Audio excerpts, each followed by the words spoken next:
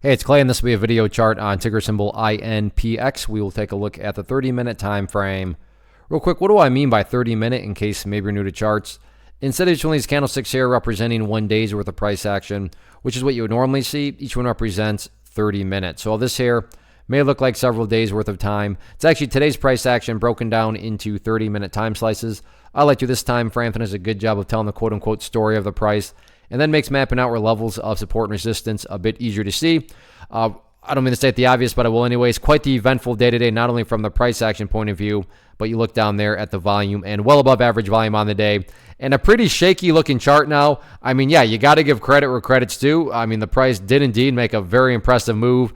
But then you had this very big pullback, but it wasn't quite a crash. So, I mean, is this chart bullish? Is this chart bearish? It's definitely kind of within that gray territory. And for me, the very, very important level going forward is down here at 13 cents. Why is 13 cents important? Well, let's look at a couple different situations. And I'm not saying, either is going to happen, but let's say that the price comes down to 13 and then just breaks below it and continues on down.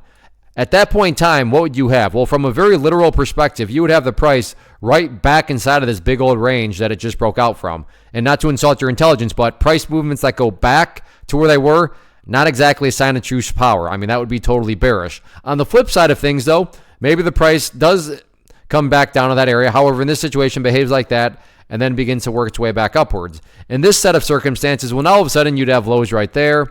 You'd have lows there. You'd have those lows down there. If you envision each of those as stair steps, well, hey, you'd still technically have, from the big picture point of view, the price making progress in the upwards direction. So 13 cents is essentially kind of a dictionary. It's helping us define, is the price, quote unquote, going back, that associated with bearishness, or is the price, quote unquote, making progress, that associated with bullishness. So keep a very close eye on 13 cents. And like I said, at least in my opinion, that's going to be a very revealing level on whether or not this chart is actually bullish or bearish right now, because you can make arguments both ways.